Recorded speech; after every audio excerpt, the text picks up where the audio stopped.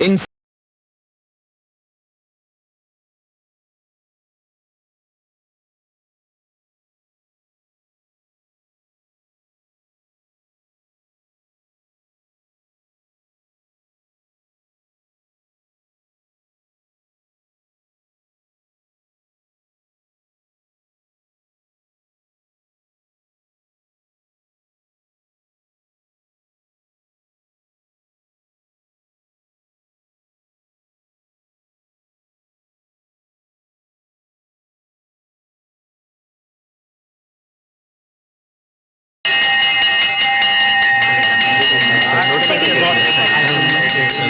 और उस केस के फाइल्स। मैडम वो मेरी डेट का क्या हुआ?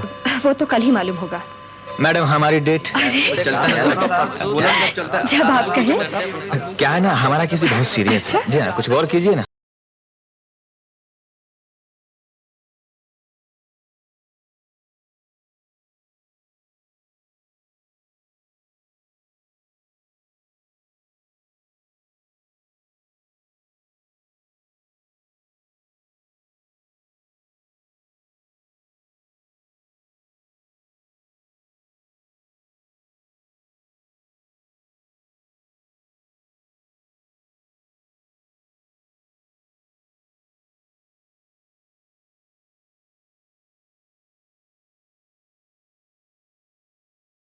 जाते सच? नहीं तो मैं कब का आ गया होता। प्रभात, हा हा हा हा हा हा, क्या नजारा है। कानून और साहित्य का संगम, वो भी इलाहाबाद में नहीं, बंबई की जुहू बीच पे है। ये मेरे मित्र हैं प्रोफेसर लालवानी। नमस्ते। ये है मेरी बेटर हाफ शीला। आप हैं प्रोफेसर प्रभात कुमार, हमारे कॉलेज में हिंदी और संस्कृत पढ़ाते हैं। और आप कुमारी रजनी देशमुख, मशहूर जज देशमुख साहब की बेटी, खुद एक पब्लिक प्रोसिक्यूटर हैं। प्रभात जी का केस भी इन्हीं के पास है। क्यों भाई, ये आप लोगों की उम्र कैद कब पक्की हो रही है? बस जब ये फैसला सुना दें। हाँ? क्या? अच्छा सुनो भाई, कल हमारी उम्र कैद के 10 साल पूरे हो रहे हैं, आप दोनों जरूर आइएगा। रजनी अभी तक क्यों नहीं आई? Hello mummy daddy. अरे आओ बेटी। हाँ, आ गया मेरा बेटा, आओ बैठो। हाँ बस, तुमने तो उसे बेटा बेटा कहकर लड़का ही बना दिया है। मम्मी। हाँ, अब वकालत भी शुरू कर दी। बाप जज और बेटी वकील। फिर भी केस आप ही जीतती हैं। बिल्कुल। कहाँ जीतती हूँ, सुनवाई तक नहीं होती। मम्मी आप जुडिशरी को बदनाम कर रही हैं। क्या सुनवाई नहीं होती? मैं कब से कह रही हूँ कि बेटी अब बड़ी हो गई है, उसके हाथ पीले कर दो, मगर बाप बेटे दोनों सुनते ही नहीं। सुनिए, दैट्स अ सीरियस एलिगेशन। बोलो कब करनी है शादी? जब आप दोनों चाहे। बस सुन लिया। बोलो कब करते हैं शादी इसकी? जितनी जल्दी हो सके उतनी। अरे ठीक है, कल ही हम प्रभात की माँ से बात करते हैं। सच? Thank you daddy. बड़ी मुश्किल से इन दोनों को राजी किया है, अब बात ऑफिशियल कर ही दी जाए। बहन जी, मैं समझती हूँ कि 20 दिसंबर पक्की ही कर दी जाए। हमारी तरफ से तो बात पक्की ही समझिए। लीजिए मुंह मीठा कीजिए। लीजिए ना भाई साहब, आप भी मुंह मीठा कीजिए। खुश हो? खुश कैसे होगी, फंस गए बेचारी। शरीर कहीं की। सुनते हो? सुनाइए। टाइम क्या हो गया है? 7:30 बजे। 7:30 बज गए? हाँ। सुधा अभी तक नहीं आई? अरे बाबा, शाम का वक्त है, बस मिलने में देरी हो गई होगी, आ जाएगी।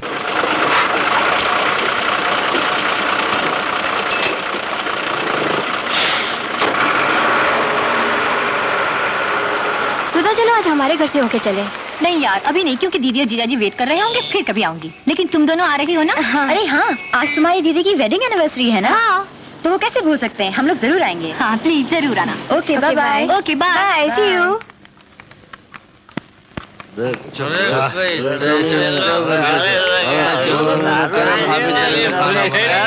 हाँ जाने मन।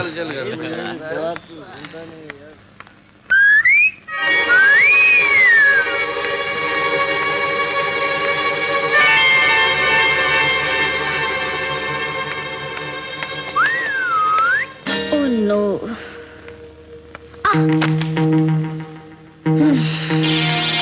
जवानी का बोझ अकेले नहीं उठता है। क्या मैं आपकी मदद कर सकता हूँ? Shut up!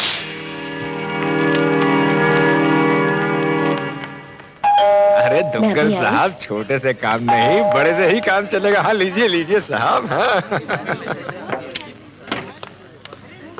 इतनी देर क्यों कर दी? हाँ, बोलती नहीं।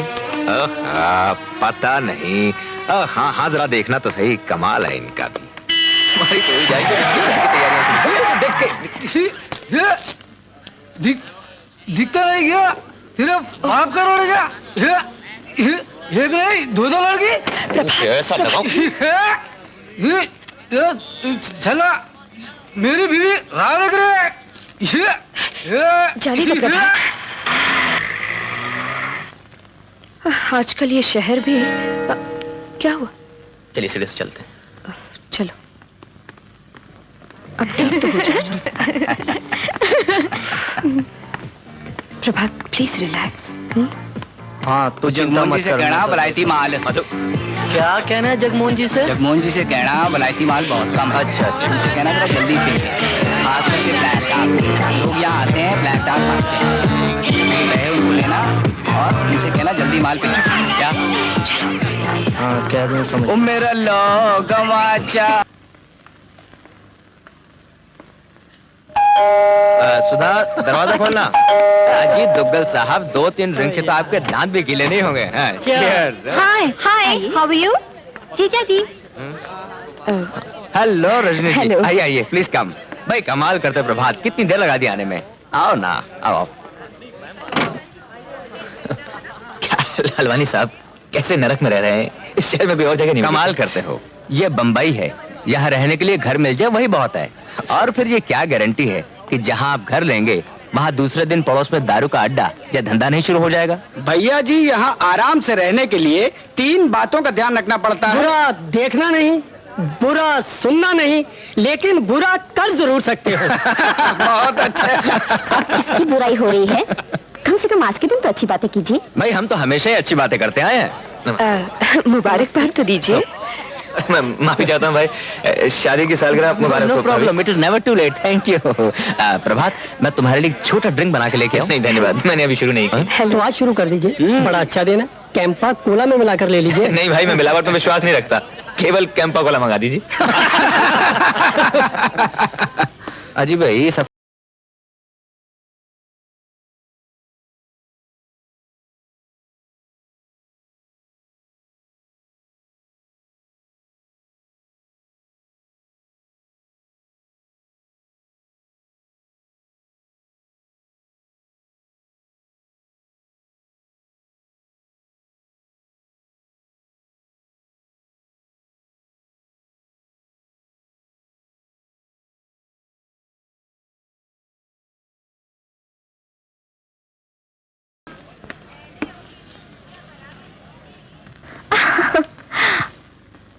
चलो चल।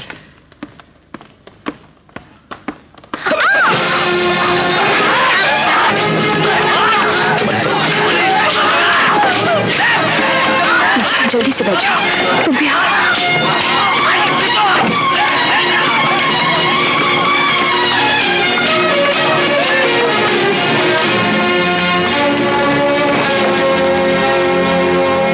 कमिश्नर साहब, उस बिल्डिंग में तो किसी शरीफ आदमी का रहना ही मुश्किल है।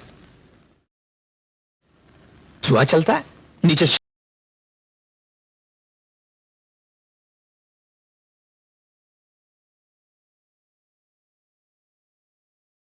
Inspector Damle. Inspector Damle speaking. Damle, yes sir. आपके इलाके से बहुत कंप्लेंट्स आ रही हैं। हाँ, मैं प्रोफेसर प्रभात वर्मा को भेज रहा हूं, उनकी कंप्लेंट दर्ज कर लीजिए और भारत कॉलोनी पर फौरन रेड डालिए। Yes sir. I don't want to hear any complaint from that locality. Right sir. That's all. Okay, धन्यवाद। हेलो। ओहो, इंस्पेक्टर साहब, दामले साहब, हाँ बोलिए। हमारा तो काम ही सेवा करना है महाराज। अच्छा, ओ आओ आओ, ओ वेलकम सेलकम के लिए तैयार हैं। ओ आइए।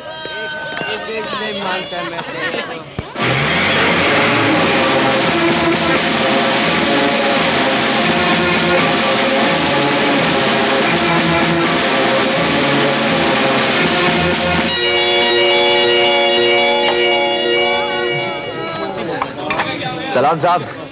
सेठ जी, इंस्पेक्टर साहब आए। अरे थानेदार साहब आए। आइए आइए, कैसे तकलीफ दी आपने? ये नेताजी ने भी साथ लेकर आए? क्योंकि चुंगी के इलेक्शन होने वाले क्या? ये कह रहे हैं यहाँ शराब बिकती है। शराब? जी राम का नाम लो। चल बे, चल दूध में पत्ती डाल के ला, गर्मा गर्म। कहिए प्रोफेसर प्रभात।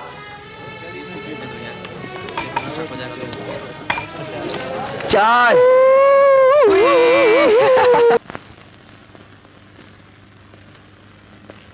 प्रभात, तुमने ये ठीक नहीं किया। इन लोगों की दुश्मनी बहुत महंगी पड़ सकती है, और फिर पानी में रह के मगर से बैर भी तो नहीं करना चाहिए। ये ठीक कहते हैं भाई साहब। देखिए, आज अगर पानी में रहना है तो मगरमच्छ से बैर क्या, उसको खत्म करना पड़ेगा, नहीं तो वो आप लोगों को जिंदा नहीं रहने देगा। मैं अंदर आ सकता हूं सर? आओ आओ आओ। आपके एयरपोर्ट जाने का वक्त हो गया सर। एक जरूरी काम निकल आया है, मुझे यहां रुकना होगा। लेकिन आपको दिल्ली जाना बहुत जरूरी है सर। वो मिनिस्टर साहब के साथ मीटिंग है आपकी। मिनिस्टर को मैं फोन कर दूंगा। तुम सारा केस जानते हो, तुम मेरी टिकट पे चले जाओ। आपकी टिकट सर? लेकिन उस पे तो आपका नाम है। टिकट पे मेरा फोटो थोड़ी है। तुम जाओ, मुझे यहां किसी से मिलना है।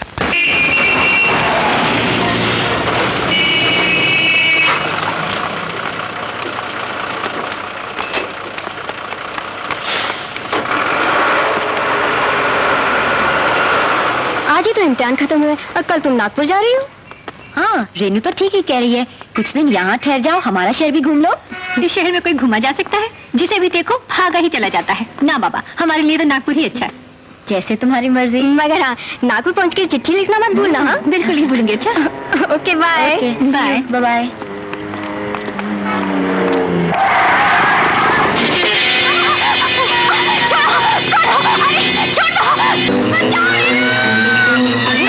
सुधा, ये सुधा की आवाज है। सुधा, सुधा, सुधा। नंबर लिखो, नंबर MMH 4410।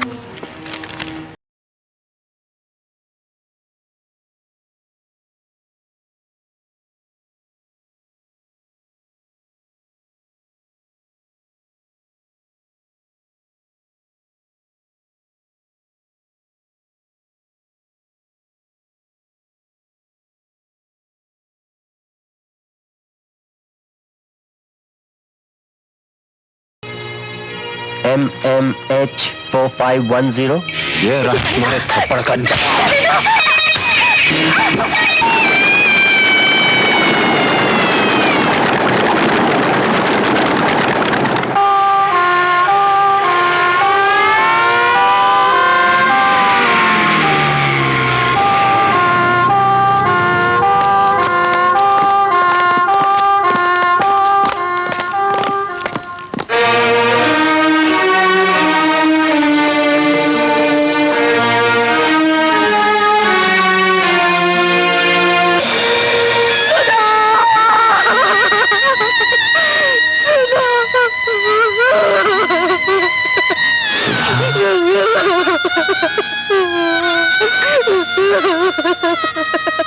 कमिश्नर साहब, 15 नवंबर को राह चलते एक मासूम लड़की को अगवा किया गया, लेकिन आपकी पुलिस ने कुछ नहीं किया।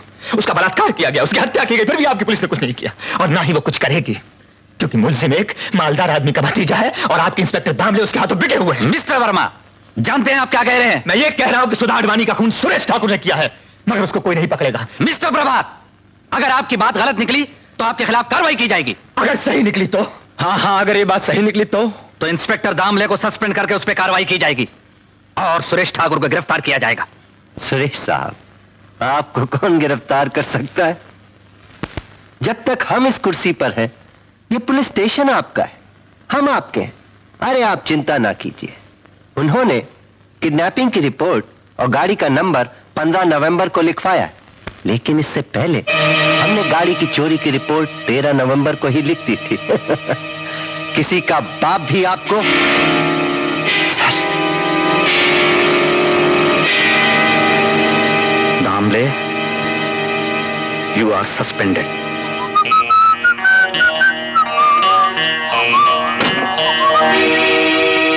Mister Suresh Thakur, you are under arrest for the murder of Sudha Advani.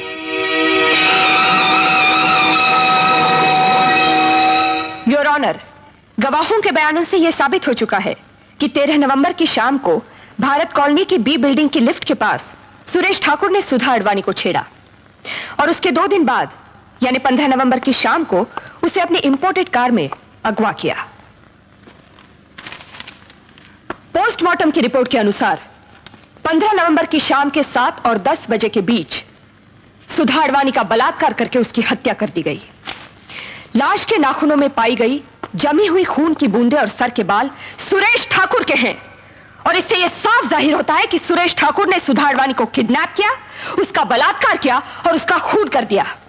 That's all your honour. Yes mister Dayal.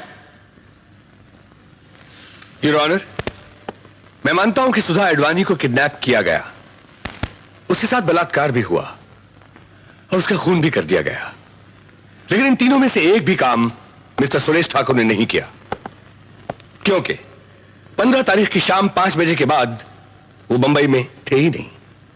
15 नवंबर की शाम 5 बजे वो इंडियन एयरलाइंस की फ्लाइट 415 टिकट नंबर 6794-528 से दिल्ली चले गए थे।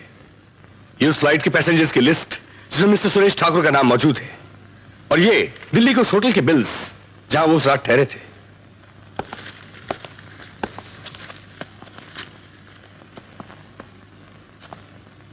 योर ऑनर, प्रोसिक्यूटर साहिबा ने अब तक एक भी ऐसा गवाह पेश नहीं किया जिसने मिस्टर सुरेश ठाकुर को 15 नवंबर को 7 और 10 बजे के बीच में बंबई में देखा तक हो।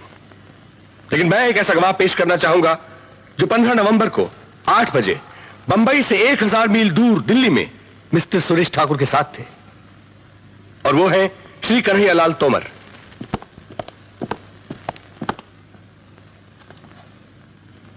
मैं जो कुछ कहूंगा सच कहूंगा, सच के सिवा कुछ नहीं कहूंगा।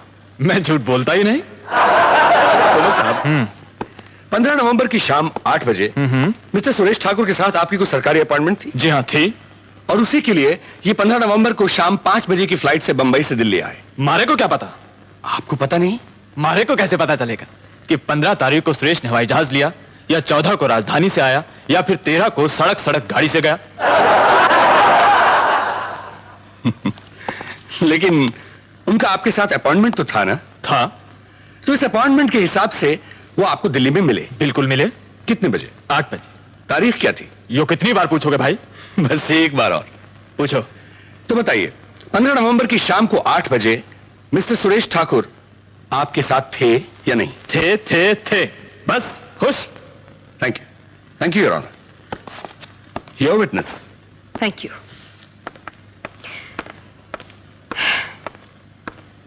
तो मैं भी आपसे कुछ पूछ लूं? हाँ, बोलो, क्या पूछना है? आपकी मीटिंग सुरेश ठाकुर से कहां हुई थी? बोला ना, दिल्ली में।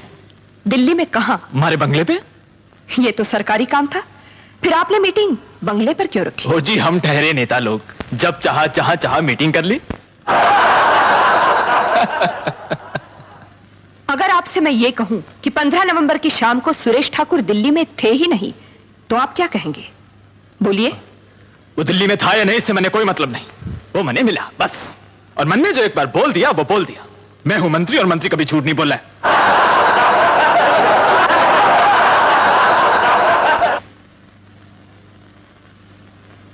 इसमें कोई शक नहीं कि सुधा आडवाणी की लाश पे पाई गई खून की बूंदें और सर के बाल सुरेश ठाकुर से मिलते हैं, लेकिन इस सबूत की बिना पर के वारदात के दिन वो दिल्ली में मौजूद थे। मैं सुरेश ठाकुर को बेनिफिट ऑफ डाउट देकर रिहा करता हूं।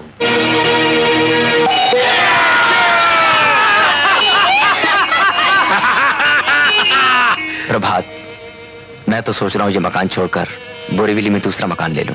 कैसी बातें कर रहे हो लालवानी? आज यहाँ हुआ है, कल वहां होगा, परसों पूरे शहर में होगा, फिर कहीं छुपने की जगह नहीं मिलेगी। लेकिन जो भाग्य में लिखा है वो तो होगा ही। कैसी बातें कर रहे हैं दुग्गल साहब? क्यों भाग्य को कोसते हैं? एक कुत्ता भी अपने भाग को नहीं कोसता, वो भी अपनी गली में शेर होता है। और आप भारत कॉलोनी के लोग तो कुत्ते से भी बदतर व्यवहार कर रहे हैं। पर हम लोग कर भी क्या सकते हैं? क्या सकते हैं? शहीदों की मौत मर तो सकते हो, अरे धिक्कार है ऐसे जीने पर।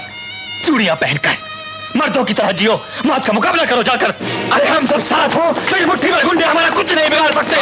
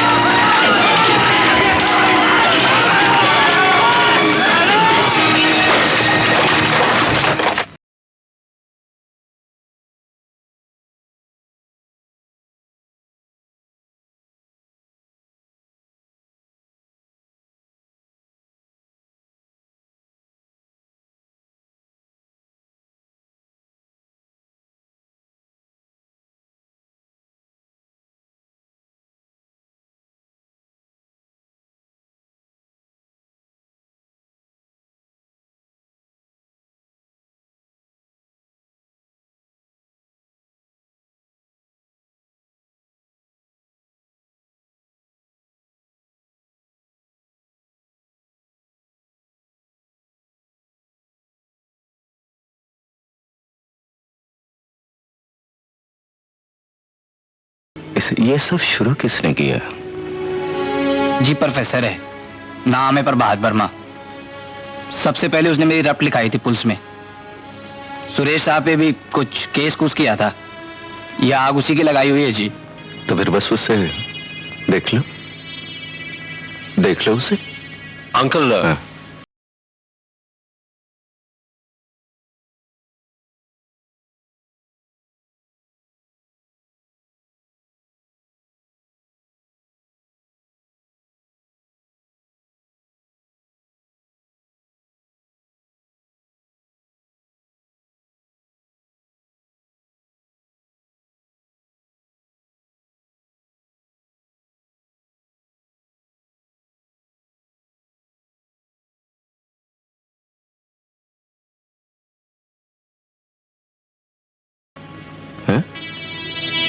जा जी।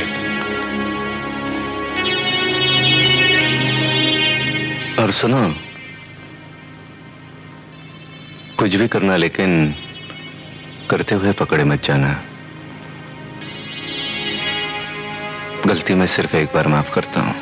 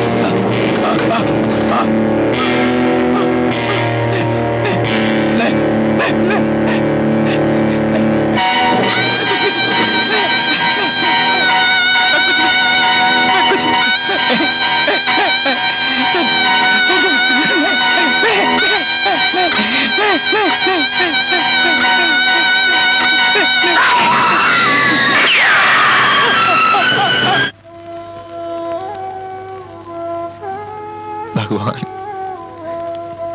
ये सब क्या हो गया? मैं यहाँ बच्चों को पढ़ाने आया था, उन्हें इस देश की सभ्यता सिखाने आया था, और खुद ही अपनी सभ्यता भूल गया।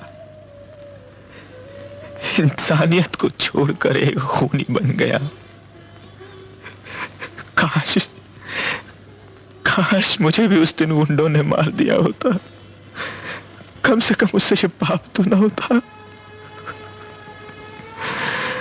प्रभु, अर्जुन को तुमने राह दिखाई थी, अब मुझे बताओ मैं क्या करूं?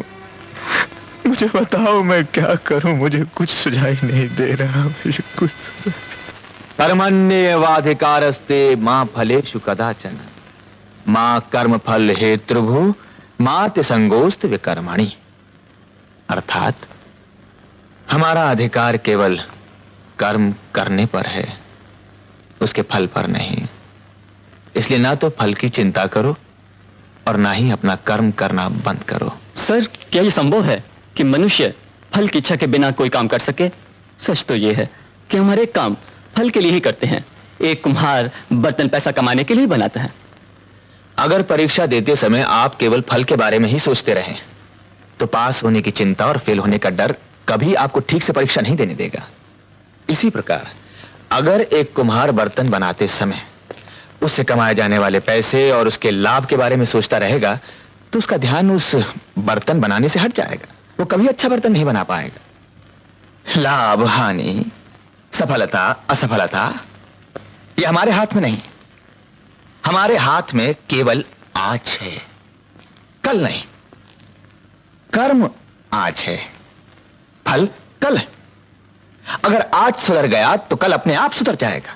सर, आपको विश्वास है कि हमारा कल सुधर जाएगा? क्या मतलब? आज जो हमारे देश में लूटमार, जो अराजकता चल रही है, उससे तो नहीं लगता कि हमारा देश सुधर सकेगा? जरूर सुधरेगा।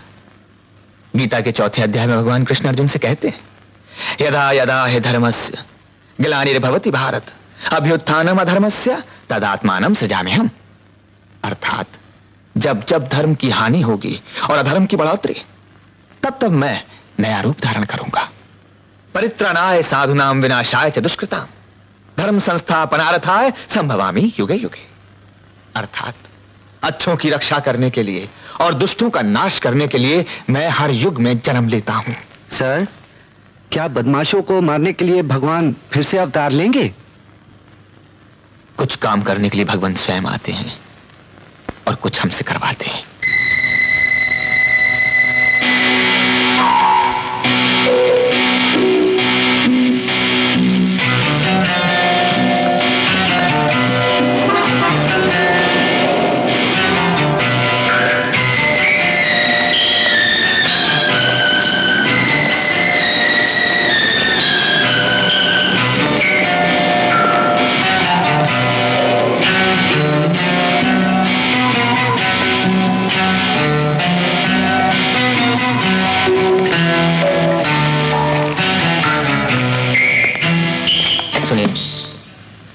मुझे एक कमरा चाहिए। कितने दिन को? अभी तो 1 महीने के लिए। 1 महीने को? कहां से आया? दिल्ली से आया हूँ फिल्म राइटर बनने। फिल्म राइटर बनने को? फिर तो पूरा पैसा एडवांस में देना पड़ेगा। दूंगा, लेकिन मुझे कमरा बिल्कुल कोने में चाहिए और कोई डिस्टर्बेंस नहीं चाहिए। एकदम कोने में मिलेगा, मगर फोन के लिए कोई तेरे को बुलाने नहीं आएगा। हमें बंबई में कौन फोन करेगा? ठीक है, 30 रुपए के रोज से 900 रुपया होता है, तो पूरा एडवांस चाहिए। सरजो आया साहब। इसको एकदम कोने वाला कमरा दे दे। चलिए साहब। Thank you.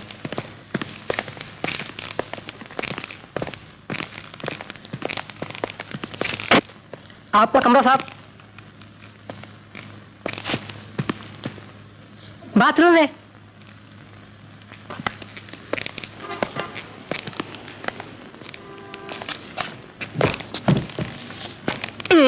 उधर गार्डन है साहब। ये यहाँ क्या है?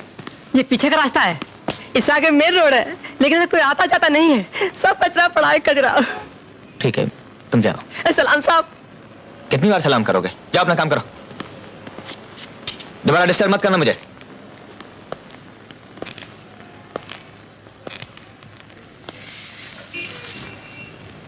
आठा टिप नहीं देता, साले को गिलास पानी नहीं पूछूंगा, पानी आया फिल्म में राइटर बनने को।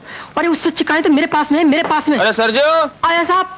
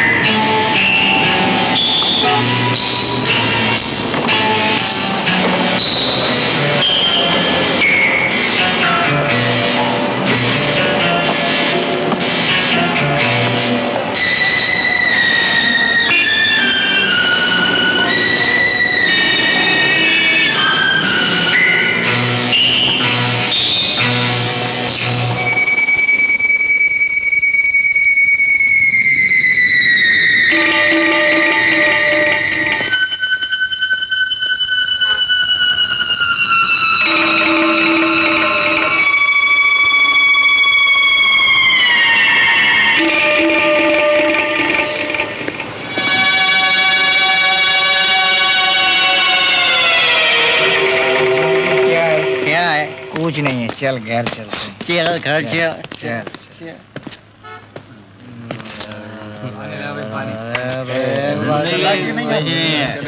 सही है, सही है, एकदम सही बोलता है। मुझे क्यों लाश?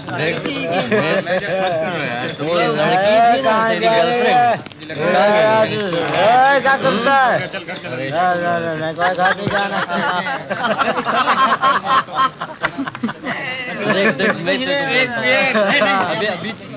बोलो क्या मांगता है? कैंपा कोला। क्या? कैंपा कोला। कैंपा कोला? अरे पिंटो, कैंपा कोला लाना। कैंपा कोला। क्या यार पॉकेट मगर कुछ नहीं रहा है ना इधर। हंसता है जो है।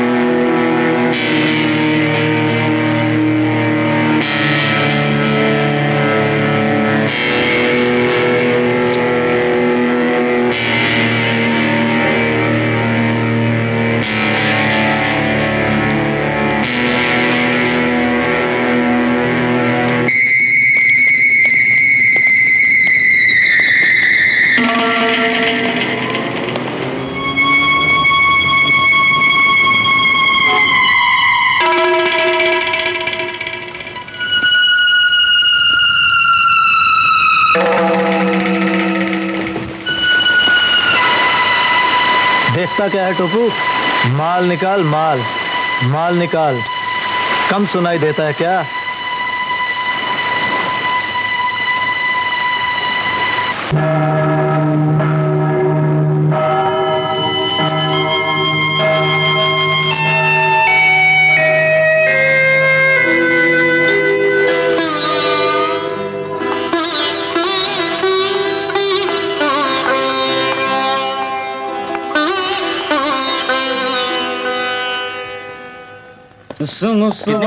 अभी पता करते हैं।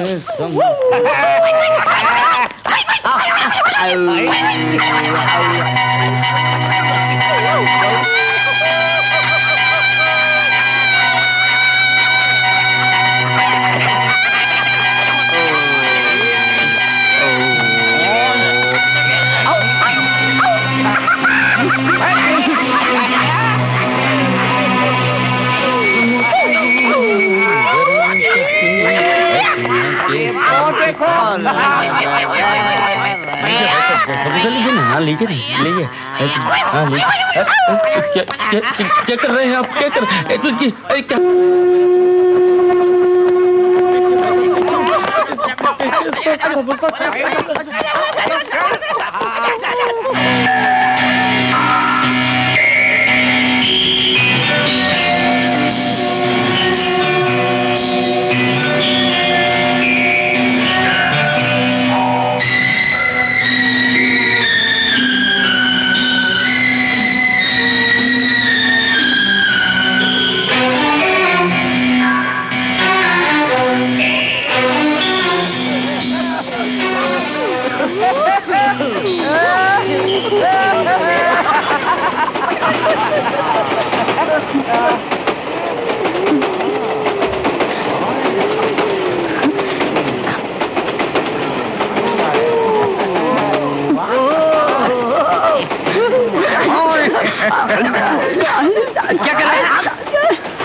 क्या बदतमीजी है ये? क्या कर रहे हो आप लोग? क्या तेरी है?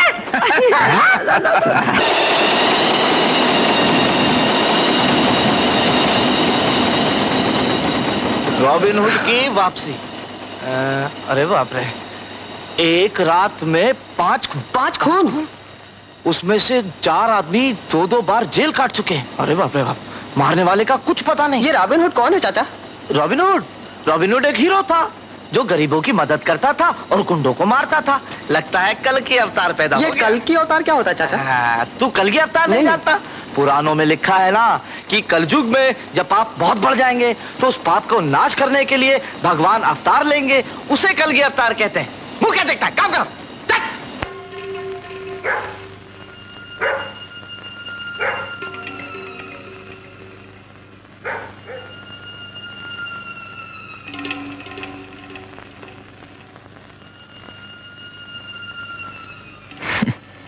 भगवान ही जाने इस देश को क्या हो गया है, जहां लोग एक खूनी को रॉबिन हुड कहते हैं, दूसरों की जान लेने वाले को हीरो बना देते हैं। उन्हें कैसे बताऊं कि मैं हीरो नहीं हूं, मैं तो एक उजड़ी बहन का भाई हूं, एक बिन मां का बेटा हूं। मैं तो खुद ही एक दुखी आदमी हूं जो एक गोली चलाता है और 10 बार खुद मरता है।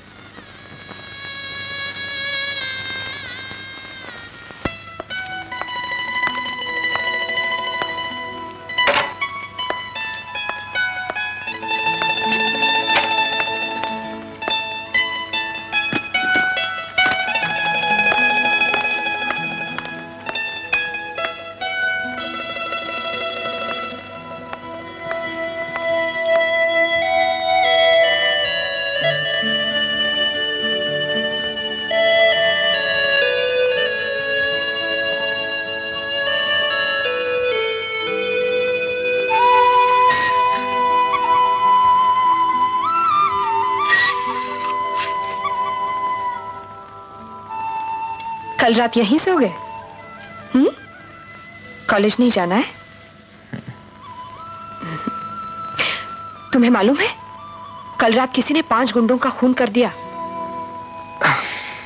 मालूम। तुम्हें कैसे मालूम? अखबार पढ़ के फिर सो गए? पढ़ के सो गया था।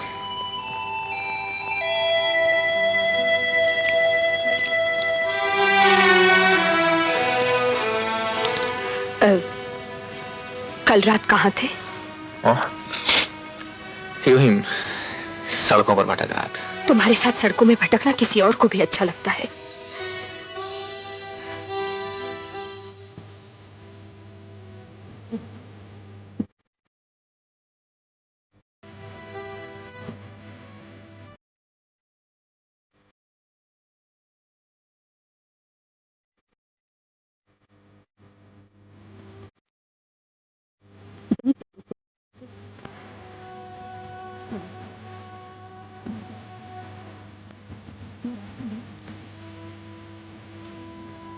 हवाएं रास्ता भूल चुकी हैं। अब तो सिर्फ हब्स है, घुटन है और चारों तरफ घनघोर अंधेरा है।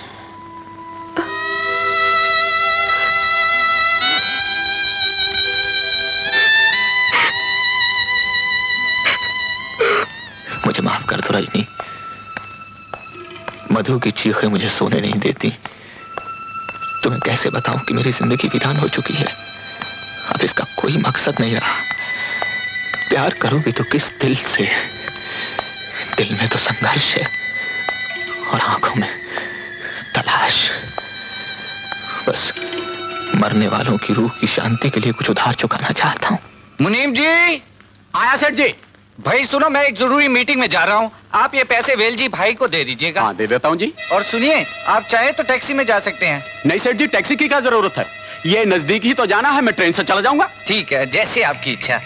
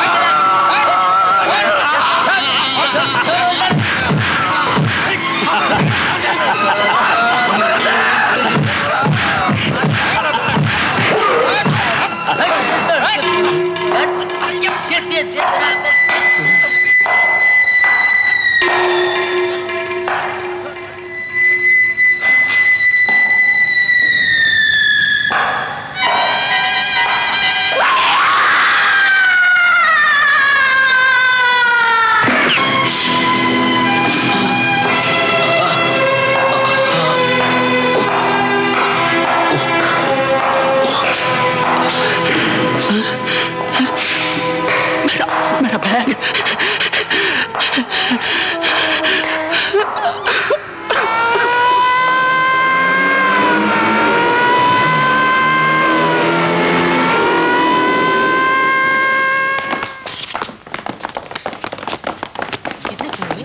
हटो हटो, रास्ता दो।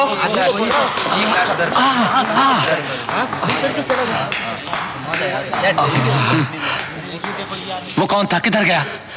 बोलो। कुछ पता नहीं इंस्पेक्टर साहब, इन लोगों ने मुझे इतना मारा कि मैं बेहोश हो गया, और जब आंख खुली तो ये बैग मेरे पास पड़ा हुआ था और ये लोग मरे पड़े थे, और मैं कुछ नहीं जानता, कुछ नहीं जानता। साहब तीनों गुंडे लगते हैं। ये शायद रॉबिन हुड का ही काम लगता है। Robin Hood kills 3 more gundas. The city last night, caught in the grip of a severe crime wave, took a sigh of relief when the mysterious Robin Hood killed 3 more criminals, whom he caught in the act of committing crime. आइए professor. अरे प्रभात, आज की headlines पढ़ी तुमने? Robin hood ने 3 और गुंडों को मार दिया है। सब के सब जेल काट के आए थे। लगता है वो गुंडों के पीछे पड़ चुका है। अरे भाई, वो उनको गिन गिन के मार रहा है।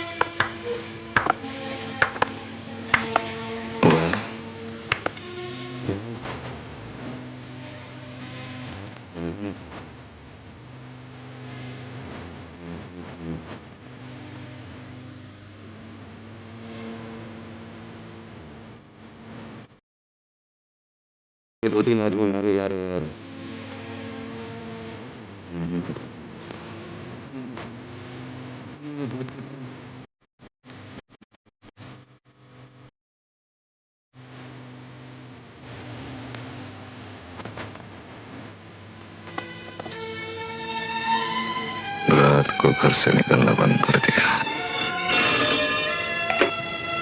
हेलो सर, आपका फोन।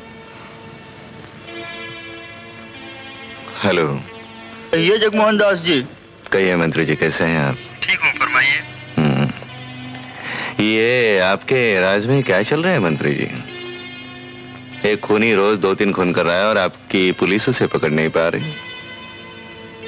नहीं, कहते हैं बंबई की पुलिस बड़ी काबिल है, उसके बावजूद भी नहीं पकड़ पा रही, या पकड़ना नहीं चाहती? नहीं, मजाक कर रहा। जो भी कुछ करना है जल्दी कीजिए, बड़ी बदनामी हो रही है। घबराइए मत, अभी फोन कर देता हूँ पुलिस कमिश्नर को। No, it's all right, it's all right. Please get me the police commissioner. Don't worry sir, मैं अपने सबसे होशियार आदमी को इस काम पे लगा दूंगा। He is inspector Shafi.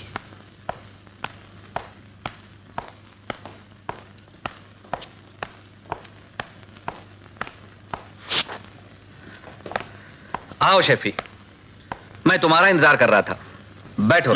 शुक्रिया साहब, आपने हुक्म किया और हम हाजिर हो गए। लेकिन आपकी बात समझ में नहीं आई। क्यों? बैठे बिठाए आपको रॉबिन हुड पकड़ने की क्या सोचे साहब? वो तो अच्छा काम कर रहा है, हमारा काम कर रहा है, पुलिस का काम कर रहा है, करने दो उसे। वो काम करेगा, हम चाय पीते। मूंगफली खाएंगे आप? तुम ही खाओ। सेठ साहब, जो काम आप पिछले 25-25 साल में नहीं कर पाए, इसने 10 दिन में कर दिखाया। हम अगर मुजरिमों को पकड़ लेते हैं, गुंडों को पकड़ लेते हैं, तो हमारे पास सबूत नहीं होता। सबूत होता है तो कोई गुंडे का बाप ऊपर से पैदा हो जाता है, जो ऊपर से सिफारिश लेकर आता है। लेकिन ये रॉबिन हुड तो सिफारिश की नौबत ही नहीं आने देता। यही तो कमाल की बात है साहब, यही तो मैं भी कह रहा हूं कि कमाल हो गया। जिस जगह जुर्म उस जगह सजा, न रहेगा मुजरिम, न लगेगी कचहरी। Very good, simple, very nice. वो तो ठीक है यार, लेकिन मिनिस्टर साहब के फोन का क्या होगा? वो कहते हैं उसे पकड़ना ही होगा। जाने दो ना साहब। अच्छा, नौकरी नहीं करोगे? वो तो करनी है साहब, करनी है। हुक्म तो मानना ही पड़ेगा, चाहे गलत ही सही। जाके गिरफ्तार कर लेता हूं शरीफ आदमी को। Good luck to you. Thank you sir.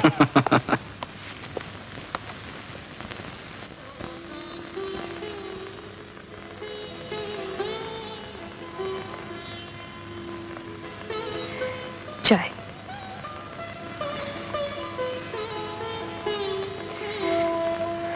बहुत दिनों से तुमसे एक बात पूछना चाहती हूं। पूछो। उस दिन इंस्पेक्टर से क्यों कहा कि तुमने किसी को नहीं देखा? क्या होता बता के? उन्हें सजा तो मिल जाती। कैसे कह सकती हो? शायद वो दिल्ली में किसी मंत्री के साथ मीटिंग कर रहे होते, या किसी न किसी अस्पताल में सबके सब इलाज करा रहे होते।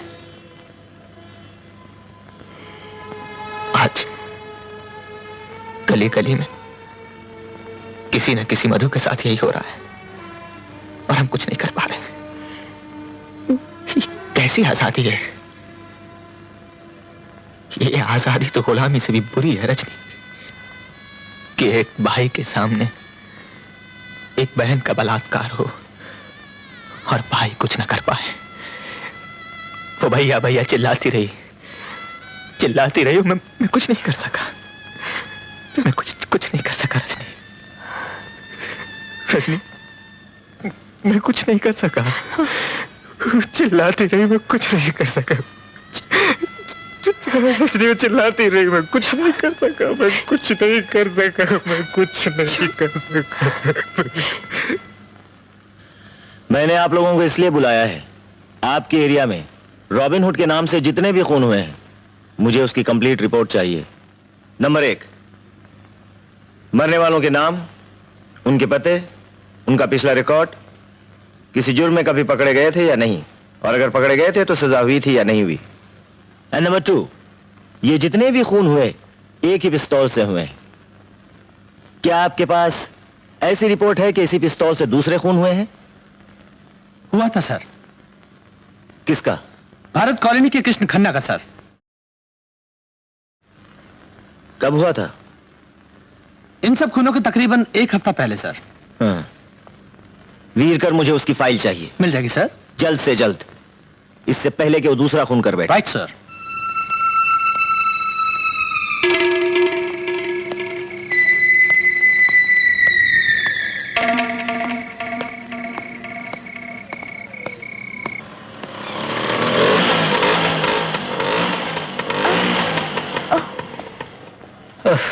ओफो, क्या हो गया देखो ये चलती क्यों नहीं? तुमको कितनी बार बोला है कि सेकंड हैंड चीजें खरीदना बंद करो, लेकिन तुम हो कि जो चीज देखी वो उसी वक्त मांगता है। अब लगाओ धक्का इसको। अरे बीवी, तुम सेकंड हैंड की बात कर रही हो? आजकल तो नई स्कूटर का भी कोई भरोसा नहीं। ये तुम परेड करना बंद कर दो, इतनी रात में कोई रुकने वाला नहीं। रुकती नहीं, आजकल के टैक्सी तो ऐसे ही होते हैं।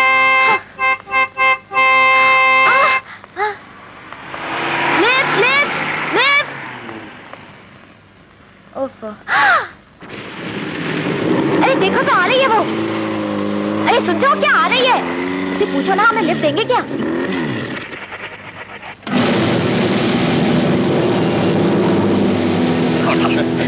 आगे मत बढ़ना।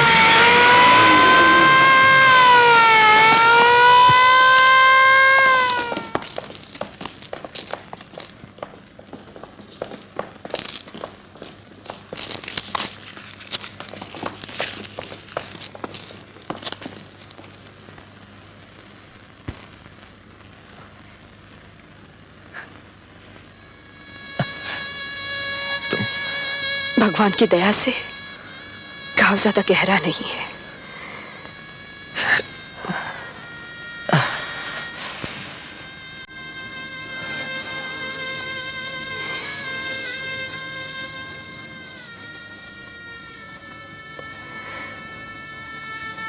तुम्हारा अंकल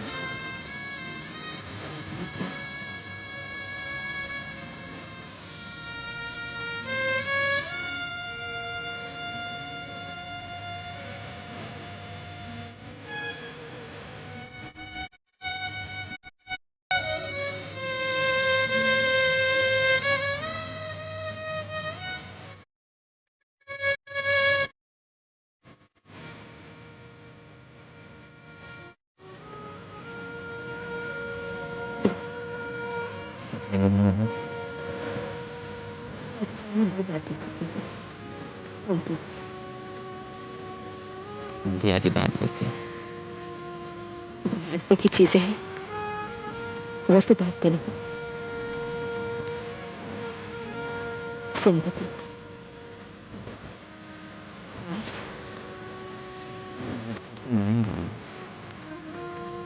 जिंदगी मेरी कब तक होती है।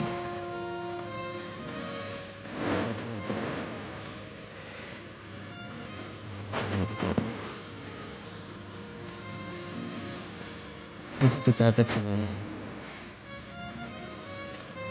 यदि बात यूं तो मैं जी पाऊंगा लग पाऊंगा और ये दवाई यदि मैं बंद नहीं करना चाहता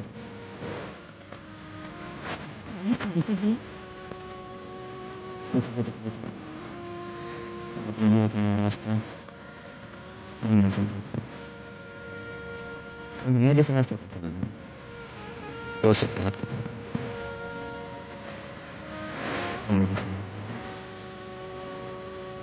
मुझे और मौत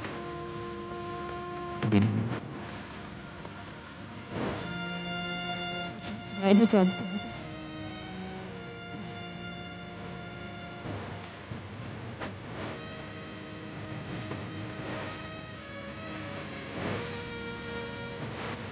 बात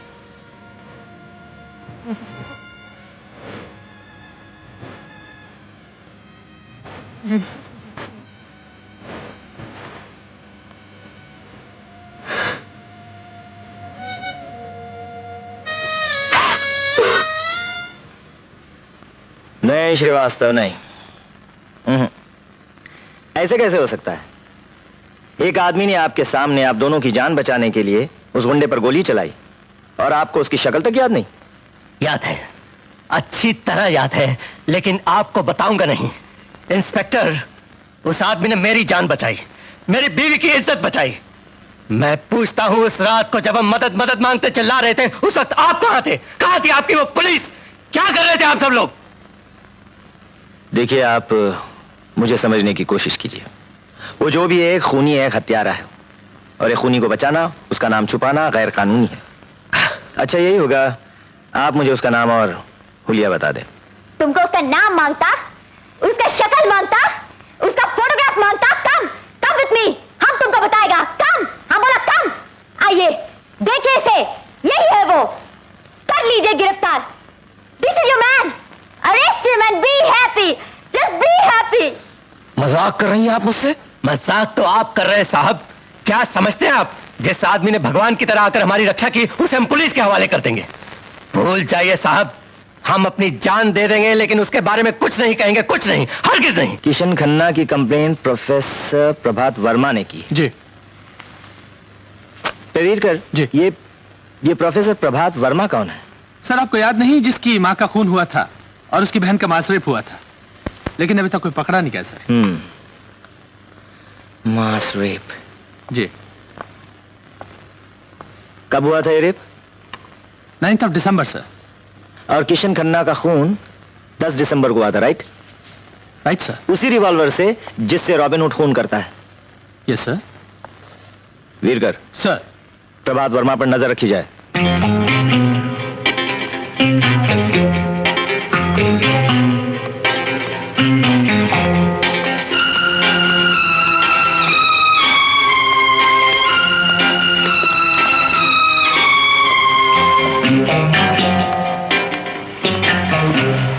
टैक्सी,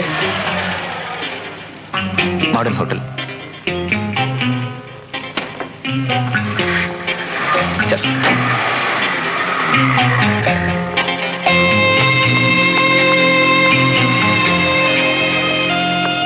पुलिस,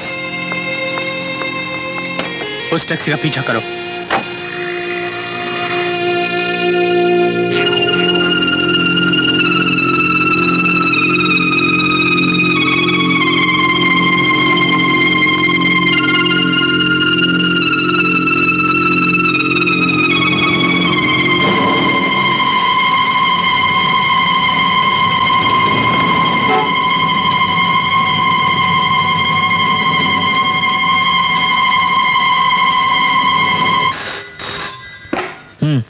मिस्टर प्रभात अभी मॉडर्न होटल गए sir. Modern hotel? Yes sir. कौन सा कमरा? जी वो पता नहीं। तुम पता लगा के रखो, मैं अभी आया। राइट।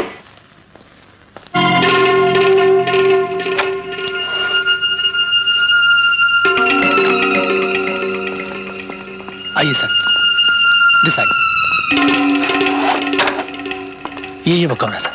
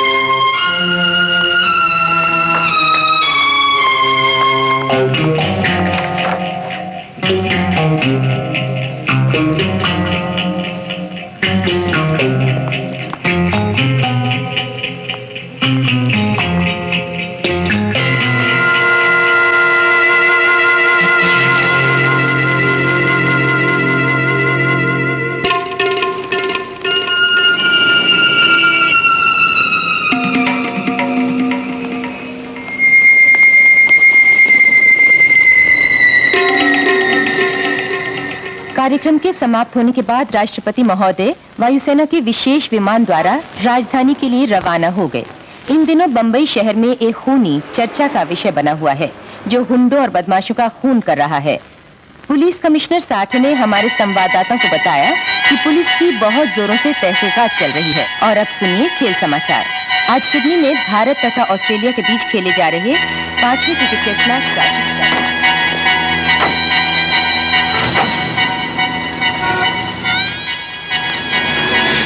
टैक्सी, उस कार के पीछे चलो।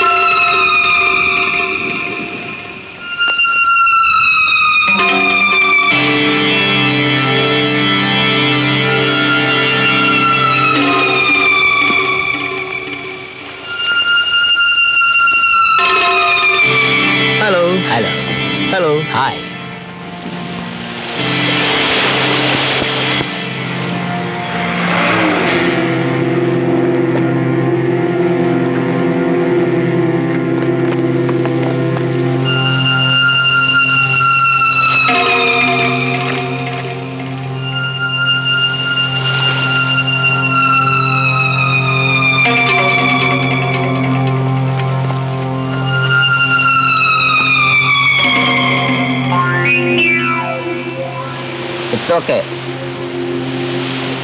Good. Where's my money? अभी निकलता हूँ।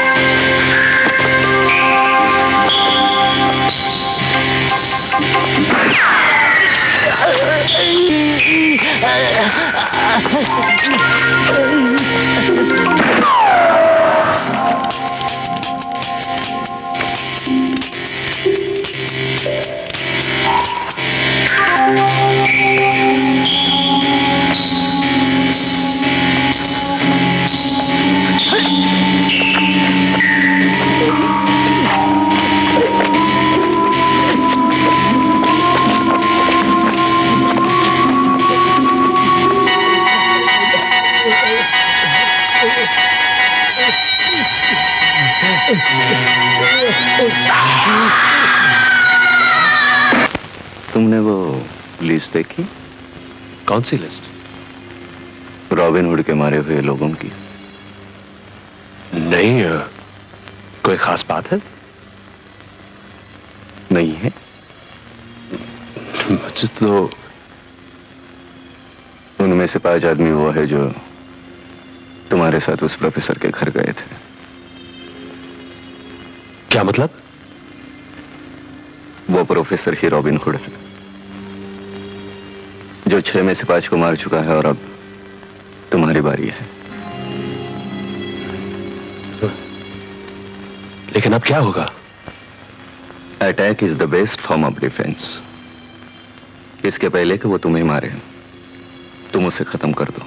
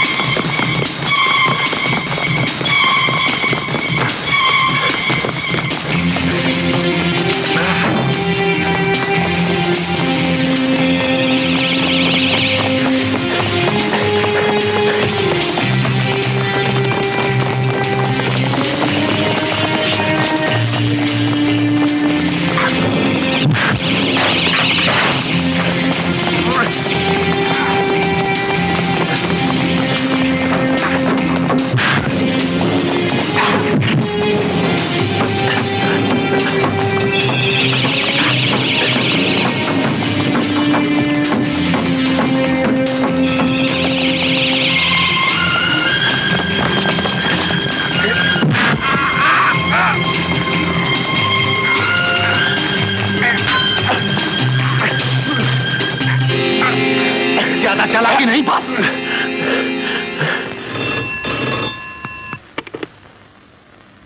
हेलो, मैं बोल रहा हूँ। हाँ मंत्री जी, हमारा सुरेश पकड़ा गया। ठीक है, आप अस्पताल में डलवा दीजिए। डॉक्टर कपाड़िया से मैं बात कर लूंगा, बाकी का मैं संभाल लूंगा। फिक्र मत करना, मैंने सब इंतजाम कर दिया है। डॉक्टर दरवाजे के पास जाके खड़े रहो, किसी को अंदर मत आने देना। डॉक्टर कपाड़िया ने सर्टिफाई कर दिया है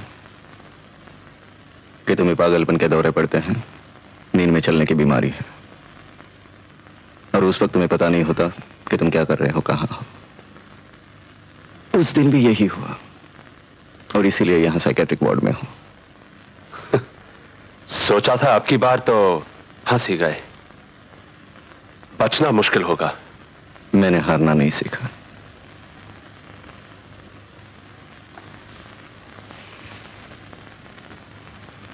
रिलैक्स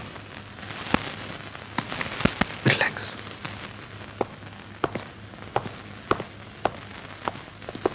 डॉक्टर राव 11 बजे के बाद ड्यूटी में मिलते हैं। लेकिन उसके लिए इंस्पेक्टर साहब की परमिशन की जरूरत है। हाँ ठीक है।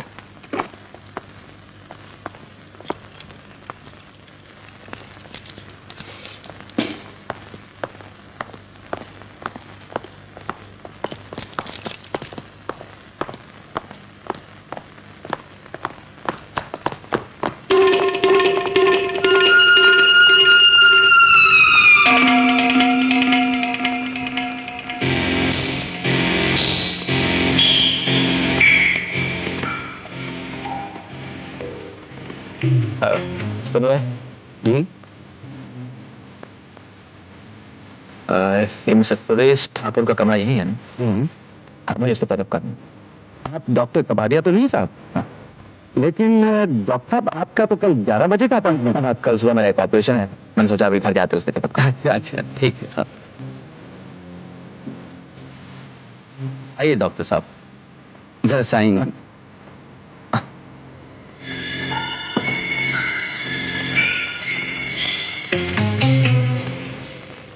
Thank you. ये जो आदमी क्या है, ये कौन था? आप जानते नहीं साहब, जगमोहन बहुत बड़ा स्मगलर है, सुरेश ठाकुर का चाचा। आइए डॉक्टर साहब, आइए आइए।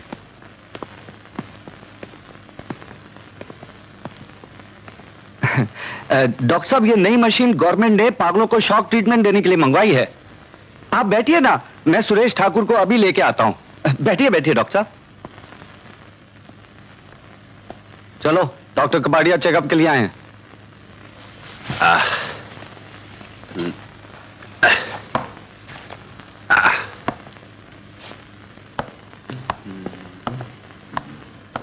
चलो बैठो। अरे बैठता हूं बैठता हूं। साहब, हमारी जरूरत तो नहीं है? नहीं। जी साहब।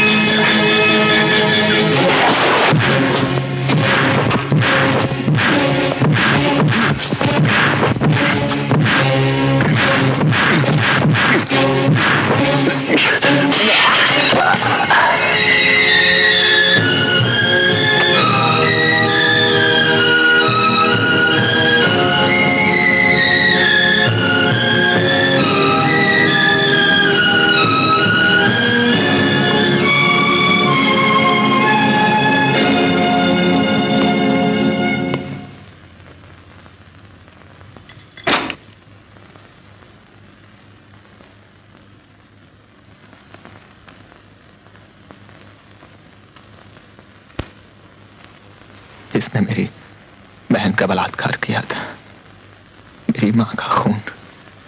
मैं जानता हूं, पेपर में पढ़ा था। मैं तुम्हें 3 मिनट का वक्त देता हूं, उसके बाद अलार्म बजाऊंगा। वक्त बर्बाद मत करो, पीछे का रास्ता उधर से है।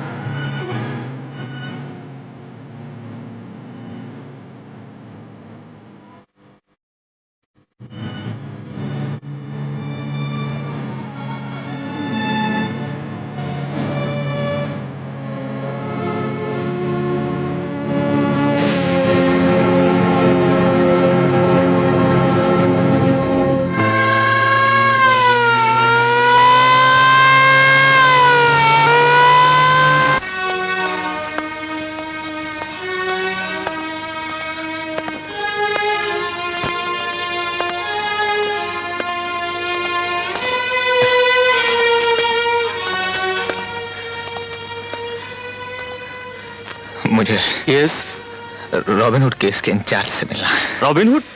जी। आपका मतलब है इंस्पेक्टर शफी से? जी। Please relax.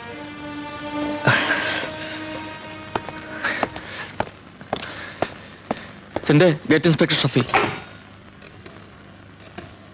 Hello sir. लीजिए। मिस्टर शफी,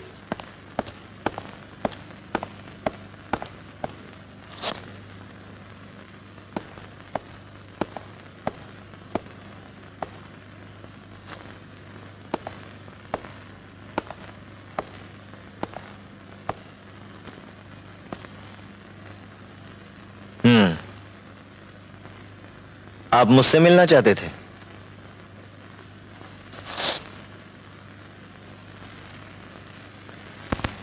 मेरा नाम प्रभात कुमार है।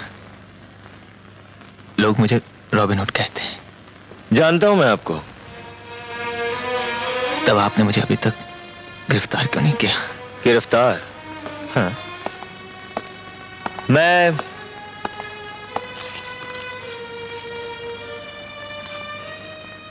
मैं आपके साथ एक सौदा करना चाहता हूं। सौदा?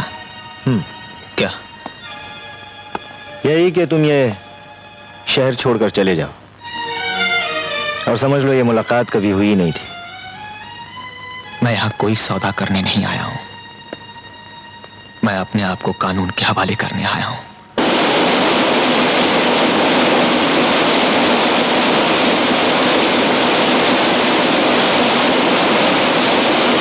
तुमने अपने बचाव के लिए वकील करने से इनकार क्यों किया? रजनी, मैं ये मुकदमा नहीं लड़ना चाहता। सच्चाई है कि मैंने वही किया जो मैं करना चाहता था। मुझे कोई पछतावा नहीं है।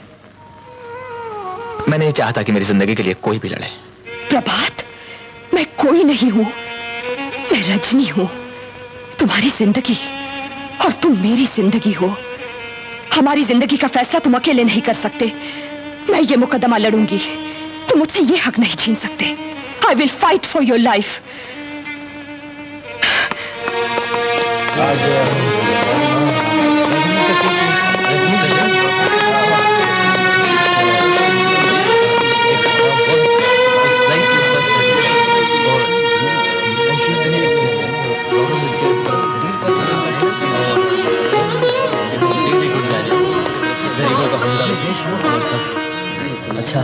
योर ऑनर, ये केस बिल्कुल साफ है।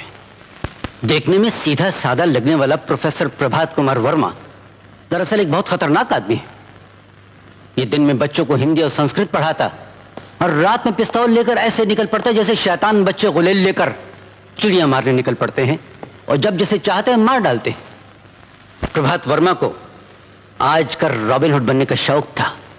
इस शौक को पूरा करने के लिए, अपनी बहादुरी के डंके बजवाने के लिए इन्होंने 10 दिनों में 14 खून करके एक नया रिकॉर्ड कायम किया है। योर ऑनर, ये सारे खून शौक और शोहरत के लिए सोच समझकर ठंडे दिल से किए गए हैं। जिस आदमी की नजरों में दूसरों की जिंदगी की कोई कीमत नहीं, उसे तो खुद भी जिंदा रहने का कोई हक नहीं। प्रभात कुमार वर्मा अपने जुर्म पर इकबाल कर चुके हैं। इन्हें कड़ी से कड़ी सजा मिलनी चाहिए। क्या आप अपनी जुर्म का इकबाल करते हैं? जी हाँ। योर ऑनर, माफी चाहती हूँ, मगर जब से अदालतें बनी हैं, तब से हर मुल्जिम से यही सवाल पूछा जाता है जिसका कोई मतलब नहीं, जो नहीं पूछा जाना चाहिए। क्यों? क्योंकि अगर प्रोफेसर प्रभात वर्मा आपसे ये कहें कि उन्होंने कोई जुर्म नहीं किया, तो क्या आप उनकी बात मानकर उन्हें छोड़ देंगे? योर ऑनर, अदालत के इस कटहरे में प्रोफेसर प्रभात वर्मा इसलिए खड़े हैं कि असलियत का पता लगाया जा सके, यह साबित किया जा सके कि ये अपराधी हैं या नहीं। और सरकारी वकील साहब ने अभी तक कोई भी ऐसा गवाह या सबूत पेश नहीं किया है जिससे यह साबित हो सके कि प्रोफेसर प्रभात वर्मा ने एक भी खून किया है। योर ऑनर, ये शख्स इतना चालाक है कि इसने आज तक कोई सबूत छोड़ा ही नहीं। ऐसा आतंक फैला रखा है कि शरीफ तो शरीफ, गुंडे तक इसके नाम से कांपते हैं। जिस किसी ने इसे गोली चलाते देखा वो जिंदा नहीं बचा, और जो 2-4 बच गए हैं वो इसे पहचानने से इनकार करते हैं, डरते हैं। जिस आदमी को कोई पहचानता नहीं, जिसका पता शक्ल कुछ मालूम नहीं, जिस पर किसी को शक तक नहीं, वो आदमी अपने आप को कानून के हवाले करता है, अपनी मर्जी से इस कटहरे में आकर खड़ा हो जाता है। योर ऑनर, अगर प्रोफेसर वर्मा से कुछ पूछना है तो ये पूछिए कि ये इस कटहरे में आकर क्यों खड़े हुए, इन्होंने अपने आप को कानून के हवाले क्यों किया। Please your honour. क्या आप इस सवाल का जवाब देना चाहेंगे? जज साहब, मैंने अपने आप को कानून के हवाले इसलिए किया है कि मेरी लड़ाई एक आदमी की जिंदगी और मौत की लड़ाई नहीं है। सवाल यह नहीं है कि मुझे सजा होगी या नहीं, सवाल यह है कि हमारे देश के लोग आराम से जिंदा रह सकेंगे या नहीं। आज इस देश में क्या हो रहा है? कानून कहां है? लॉ एंड ऑर्डर कहां है? जहां देखो वहां गुंडों का राज है, अराजकता है, बलात्कार ही बलात्कार है, कभी किसी अबला का, कभी सारे समाज का। गली गली में इंसानियत का खून हो रहा है, हमारी आजादी का खून हो रहा है और हम चुपचाप खड़े देखते रहते हैं। पुलिस कुछ करना नहीं चाहती, कानून कुछ कर नहीं पा रहा, इसलिए मुझे पिस्तौल उठानी पड़ी। मगर एक जुर्म को हटाने के लिए दूसरे जुर्म का सहारा तो नहीं लिया जा सकता। अगर पुलिस की गोली से कोई अपराधी मारा जाए तो उसे जुर्म नहीं कहा जाता जज साहब, पुलिस पर मुकदमा नहीं चलाया जाता। मैंने वही किया है जो पुलिस को करना चाहिए था और उसने नहीं किया। कानून शिकनी के बढ़ते हुए तूफान को रोकने के लिए मैंने एक और तूफान का सहारा लिया। आज अगर इस शहर में अमन और शांति है, लोग आजादी से चल फिर रहे हैं, जिसकी वजह वो तूफान है, वो डर है। मैं मानता हूं कि मैंने खून किए हैं, लेकिन दोष मेरा नहीं है, दोष कानून का है। आज इस कटहरे में मुझे नहीं, कानून को होना चाहिए था। लेकिन कानून को कैसे बुलाया जा सकता है? बुलाया जा सकता है योर ऑनर। मैं इस अदालत में कानून को पेश करने की इजाजत चाहती हूं। मैं समझा नहीं। मैं जस्टिस वीवी देशमुख को इस अदालत में एक गवाह के रूप में पेश करना चाहती हूं। यह नहीं हो सकता, एक जज को अदालत के कटहरे में खड़ा नहीं किया जा सकता। India is a democratic country. हमारे देश में कानून की हिफाजत के लिए प्रधानमंत्री को भी बुलाया जा सकता है। मगर जस्टिस देशमुख का इस केस से क्या ताल्लुक है? बहुत गहरा ताल्लुक है योर ऑनर। ऐसा होता तो नहीं है, फिर भी जस्टिस देशमुख को अगर कोई एतराज ना हो तो। मैं जो कुछ कहूंगा सच कहूंगा, सच के सिवा कुछ नहीं कहूंगा।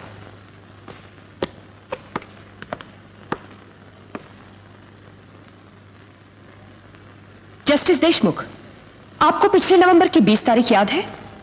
क्या हुआ था उस दिन? उस दिन आपकी अदालत में एक बलात्कार और खून का केस आया था। ऐसे केस तो रोज आते हैं, उसमें याद रखने की क्या बात है? बात यह थी कि मुलजिम सुरेश ठाकुर एक अमीर आदमी का भतीजा था और उसकी गवाही देने दिल्ली से एक मंत्री महोदय तशरीफ लाए थे, याद है? हाँ, याद आ गया। तो आपको यह भी याद होगा कि आपने उसे बाइज्जत छोड़ दिया था। याद है। पूछ सकती हूं क्यों? मैं सवाल का जवाब देने से इनकार करता हूं। किसी जज से उसके दिए हुए फैसले पर सवाल नहीं किया जा सकता। I am sorry your honour, लेकिन मैं ये तो पूछ सकती हूँ कि क्या सुरेश ठाकुर को सिर्फ इसलिए छोड़ दिया गया था कि उसकी गवाही एक मंत्री ने दी थी? मिस देशमुख। योर ऑनर, मैं तो सिर्फ वही कह रही हूँ जो इस केस की प्रोसीडिंग्स में लिखा है। ये रही उसकी रिपोर्ट। इस रिपोर्ट में यह साफ लिखा है कि लाश के नाखूनों में सुरेश ठाकुर के बाल और खून की बूंदें पाई गई। लीजिए। क्या मैं पूछ सकती हूं जस्टिस देशमुख कि इस बात पर ध्यान क्यों नहीं दिया गया? मैं एक बार पहले भी आपसे कह चुका हूं मिस देशमुख कि जज के दिए हुए फैसले पर बहस नहीं की जा सकती। मैं बहस कहां कर रही हूं योर ऑनर, मैं सिर्फ ये कह रही हूं कि खून और बाल वाली बात सच है या नहीं। खून और बालों वाली बात सच हो या ना हो, लेकिन एक मंत्री ने इस बात की गवाही दी थी कि वारदात के दिन सुरेश ठाकुर उनके साथ दिल्ली में था। दिल्ली जाना और मंत्री की गवाही बनाई जा सकती है, लेकिन खून और बाल नहीं। एक जिंदा आदमी झूठ बोल सकता है, लेकिन मुर्दे झूठ नहीं बोलते। योर ऑनर, उस लड़की की लाश पुकार पुकार कर कह रही थी कि सुरेश ठाकुर ने उसका बलात्कार किया है, उसकी हत्या की है, लेकिन उसके बाद भी उस लाश के सच को नजरअंदाज कर एक मंत्री के झूठ को सच मान लिया गया। क्या वजह थी उसकी? मैं पूछ सकती हूँ क्यों? I strongly object to this, Your Honor. मैं किसी को भी अपनी ईमानदारी पर शक करने की इजाजत नहीं देता। You must withdraw the allegation. Your Honor, मैंने किसी पर कोई आरोप नहीं लगाया है। मैंने वही कहा है जो सच है, और सच यह है कि सुरेश ठाकुर ने सुधा अडवाणी का बलात्कार किया, उसका खून किया, और उसकी लाश पर इस बात के सबूत भी पाए गए, लेकिन उसके बाद भी उसे छोड़ दिया गया।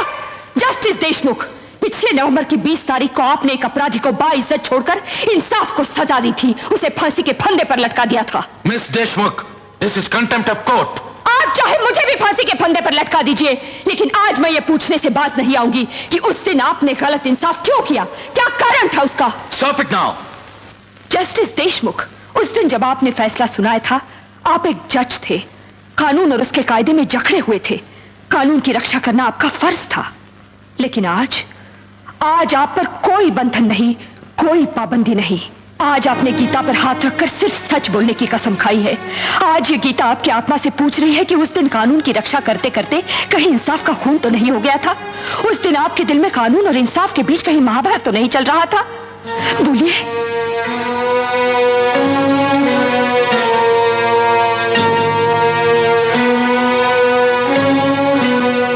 एक जज के दिल में ये महाभारत हमेशा होती रहती है और कभी कभी वो कानून को बचाते बचाते इंसाफ को नहीं बचा पाता। Order, order. उस फैसले के बाद जो कुछ हुआ उसका जिम्मेदार वो फैसला है, आपका कानून है। अगर उस दिन सुरेश ठाकुर को बाइज्जत रिहा न किया जाता तो प्रोफेसर प्रभात वर्मा का घर बर्बाद न होता, उसकी मां का खून न होता, उसकी बहन का बलात्कार न होता, वो आत्महत्या न करती। योर ऑनर, उस दिन अगर सुरेश ठाकुर जैसे भयानक जानवर को इस शहर में खुला न छोड़ दिया जाता तो प्रोफेसर प्रभात कुमार वर्मा जैसे शरीफ आदमी को, एक कवि को हाथ में पिस्तौल उठाकर खूनी न बनना पड़ता। ऐसा हुआ था तो प्रभात कुमार ने पुलिस को क्यों नहीं बताया? बताने से क्या होता? फिर कोई मंत्री आकर गवाही देता कि वो बंबई में नहीं दिल्ली में था, या कोई सरकारी डॉक्टर आके साबित कर देता कि सुरेश ठाकुर अपने 5 साथियों के साथ किसी अस्पताल में बेहोश पड़ा अपना इलाज कर रहा था। और जो अस्पताल में है वो प्रोफेसर के घर कैसे हो सकता है? मिस देशमुख, क्या आप ये कहना चाहती हैं कि जिस आदमी को एक बार इंसाफ ना मिले वो दूसरी बार कानून के पास आने के बजाय कानून को अपने हाथों में ले ले, एक पिस्तौल लेकर निकल पड़े और जब चाहे जिसका चाहे खून कर दे?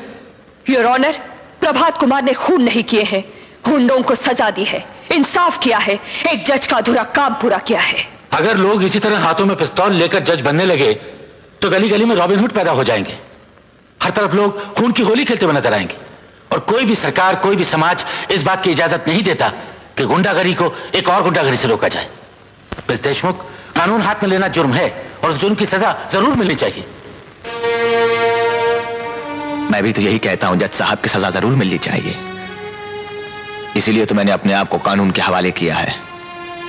मैंने अपना फर्ज पूरा किया है, कानून अपना फर्ज पूरा करे। इसके लिए कानून को अगर मेरी जान की जरूरत है तो वो हाजिर है। फांसी का फंदा मैं खुद अपने गले में डाल लूंगा। बस एक प्रार्थना है आपसे। बड़ी तपस्या और बलिदान के बाद हमारे इस देश को आजादी मिली है। ऐसा कुछ कीजिए कि इस आजादी को हमसे कुछ छीनने ना पाए, कोई गुंडा इसका बलात्कार ना कर सके, आने वाली संतानें अपने आजाद देश में आजादी की सांस ले सके, बिना डर के जिंदा रह सके। और कानून को इतना मजबूत बना दीजिए कि फिर कभी किसी प्रभात को पिस्तौल का सहारा न लेना पड़े। इसके बदले मौत भी मिलेगी तो प्रसाद होगी, भारत माता का आशीर्वाद होगा।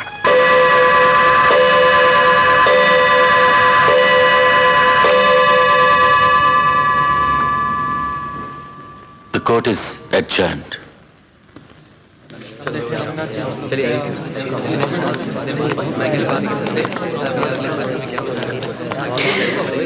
I'm sorry, पापा।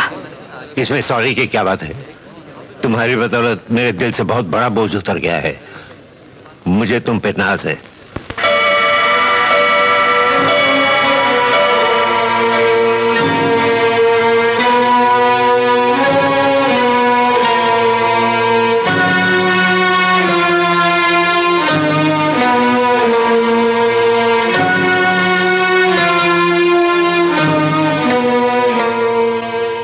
सुनिए, खाना लग गया है।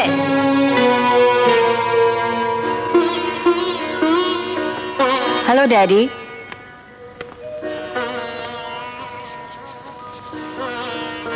Hello daddy. हेलो बेटी। तुमसे कई बार कहा है कि अदालत की परेशानियां घर पे नहीं लाया करो। क्या करूं भाई, काम ही ऐसा है। इंसान की जिंदगी और मौत का सवाल होता है। आजकल रॉबिन हुड का केस चल रहा है। बात तो ठीक है, जब से वो आया है शहर में अमन हो गया है, नहीं तो जब तक रेनू कॉलेज से नहीं आ जाती थी मुझे तो डर लगा रहता था। जरा सोचिए योर ऑनर, आपकी बेटी कॉलेज से घर आ रही है, रास्ते में गुंडा उसे देख लेता है, वो भागती है, गुंडा उसका पीछा करता है, उसको पकड़ लेता है, उसका बलात्कार करना चाहता है। आपकी बेटी मदद के लिए पुकारती है, उसकी चीखें सुनसान सड़कों से टकराकर वापस आ जाती है। वो थककर जमीन पर गिर जाती है और गुंडा उसके कपड़े उतारने के लिए हाथ आगे बढ़ाता है और अचानक एक गोली चलती है। भगवान की तरह वहां कोई आ जाता है, गुंडा मारा जाता है और एक दुनिया उजड़ते उजड़ते रह जाती है, एक जिंदगी बर्बाद होते होते बच जाती है। मैं आपसे पूछना चाहती हूँ योर ऑनर, क्या आप बचाने वाले को सजा देंगे? उसे खूनी समझेंगे? उसे गुनहगार और अपराधी ठहराएंगे? तुम कहना क्या चाहती हो? योर ऑनर, प्रभात कुमार मुजरिम नहीं है।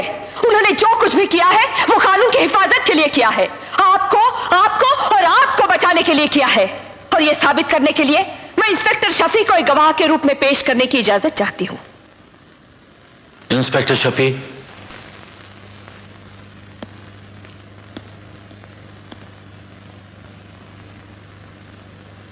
मैं कसम खाकर कहता हूं, जो कहूंगा सच कहूंगा, सच के सिवाय कुछ नहीं कहूंगा।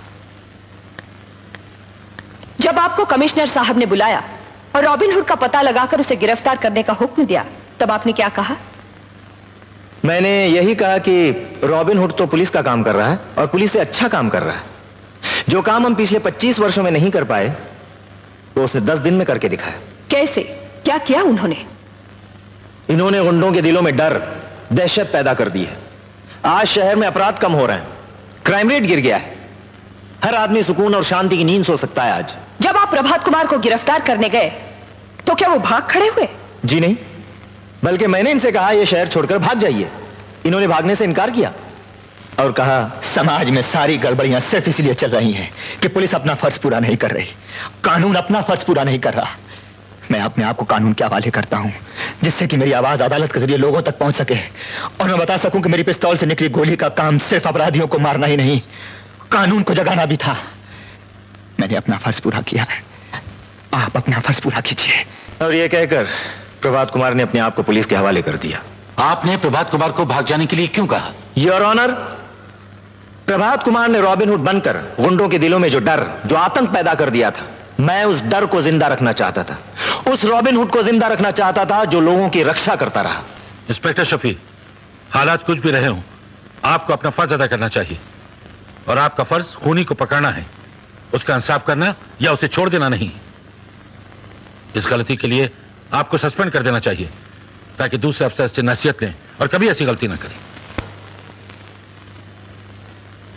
Thank you your honour. Inspector Shafi ने और एक गलती की है, सच बोलने की गलती, यह बताने की गलती कि उन्होंने प्रभात कुमार को भाग जाने की सलाह दी। प्रभात कुमार ने भी यही गलती की थी, सच बोलने की गलती, अपने आप को कानून के हवाले करने की गलती, जबकि अदालत के पास इनके खिलाफ कोई सबूत नहीं था, कोई गवाह नहीं था। मिस रजनी, इससे बड़ा सबूत और क्या हो सकता है कि प्रभात कुमार ने भरी अदालत में यह बयान दिया है कि वो सारे खून इन्होंने किए हैं। अगर अदालत में दिया हुआ बयान ही सब कुछ है तो मैं इस गीता पर हाथ रखकर बयान देने के लिए तैयार हूं कि ये सारे खून मैंने किए हैं। तो क्या आप प्रभात कुमार को छोड़ देंगे और मुझे सजा देंगे? काश ऐसा हो सकता, लेकिन मैं ये झूठ भी नहीं बोल सकती क्योंकि इस कटहरे में खड़ा हुआ एक सच्चा इंसान अपने बचाव के लिए किसी भी झूठ का सहारा नहीं लेना चाहता। जज साहब, जरा गौर से देखिए, ये वही सीधा साधा प्रोफेसर है जो इलाहाबाद से बंबई आता है, यहां की गुंडागर्दी देखकर घबरा जाता है, पुलिस के पास जाता है, कोई मदद नहीं मिलती। एक मालदार गुंडा एक शरीफ लड़की का बलात्कार करता है, उसकी हत्या कर देता है। प्रभात कुमार कानून का दरवाजा खटखटाता है, दरवाजा खुलता है, लेकिन वहां झूठी गवाही की जीत होती है, सच हार जाता है। कानून का फैसला गुंडों को शाबाशी देकर उनकी हिम्मत बढ़ाता है। नतीजा वही गुंडा, एक करोड़पति स्मगलर का भतीजा, उस प्रोफेसर को सबक सिखाने के लिए 5 और गुंडों को लेकर उसके घर पहुंच जाता है और उसके बाद एक बेटे की आंखों के सामने उसकी मां की हत्या कर दी जाती है।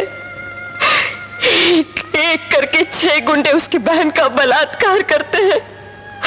वो मासूम भैया भैया पुकारती रहती है, लेकिन रस्सियों में बंधा हुआ भैया कुछ नहीं कर पाता, कुछ नहीं। वो शर्म से ऊपर से कूदकर अपनी जान दे देती है और उसका छोटा सा घर शमशान बन जाता है। और ये सब सिर्फ इसलिए कि प्रभात कुमार ने गुंडों की शिकायत की थी, कानून का दरवाजा खटखटाया था, पुलिस और कानून की मदद मांगने की इतनी बड़ी सजा। कानून तो सिर्फ एक बार फांसी देता है, लेकिन उस रोज 6 गुंडों ने इन्हें बार बार फांसी के फंदे पर लटकाया था। कुर्सी से बंधे उस खिलौनी करतूत को देखने की सजा हजारों सालों की जेल से कहीं ज्यादा थी। उस सजा के बाद प्रभात कुमार जीना भूल गया, हंसना भूल गया, रोना भूल गया, प्यार करना भूल गया। मैं पूछती हूँ, दुनिया की कौन सी अदालत प्रभात कुमार को इससे बड़ी सजा दे सकती है? योर ऑनर, अगर आप प्रभात कुमार को कुछ देना ही चाहते हैं तो उसे उसकी माँ दे दीजिए, उसकी बहन दे दीजिए, वो मुस्कुराहटें दे दीजिए जो मिट चुकी है, वो दिल दे दीजिए जो प्यार करता था। मगर आपका कानून ये सब कुछ नहीं दे सकता। अगर दे सकता है तो मौत, सिर्फ मौत।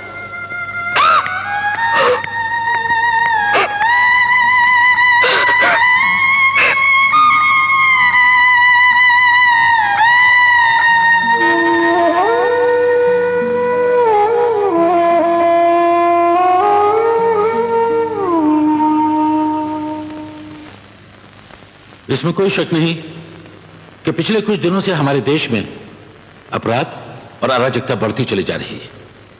अब सवाल यह है कि हम और आप इस अराजकता के लिए क्या कर रहे हैं? चुपचाप देखते रहना या कानून और सरकार को गालियां देना इसका इलाज नहीं, और नहीं इसका इलाज कानून को हाथ में लेकर लोगों का खून करना है। दोनों रास्ते गलत हैं। इसलिए आज जरूरत इस बात की है कि हम सब लोग साथ मिलकर अपने देश को मजबूत करें, कानून को मजबूत करें, पुलिस को मजबूत करें, जिससे हमारे देश से अपराध और अराजकता कम हो सके और हम हर एक के साथ सही इंसाफ कर सकें। प्रभात कुमार के साथ भी सही इंसाफ होना चाहिए। कानून का तकाजा है कि उन्होंने जो जुर्म किया उसकी सजा उन्हें मिले। इसलिए यह अदालत प्रभात कुमार को उम्र कैद की सजा देती है। लेकिन जिन हालात में ये खून हुए, उन हालात में किसी भी इंसान का मानसिक या दिमागी संतुलन बिगड़ सकता है। प्रभात कुमार के साथ भी ऐसा ही हुआ। इसलिए यह अदालत इंसानियत और इंसाफ की मांग को पूरा करते हुए सरकार से यह दरखास्त करती है कि उनको और उनकी सजा को माफ कर दिया जाए, ताकि प्रभात कुमार एक बार फिर से अपनी टूटी हुई जिंदगी को समेटकर सही मायनों में एक अच्छे नागरिक की तरह जी सके।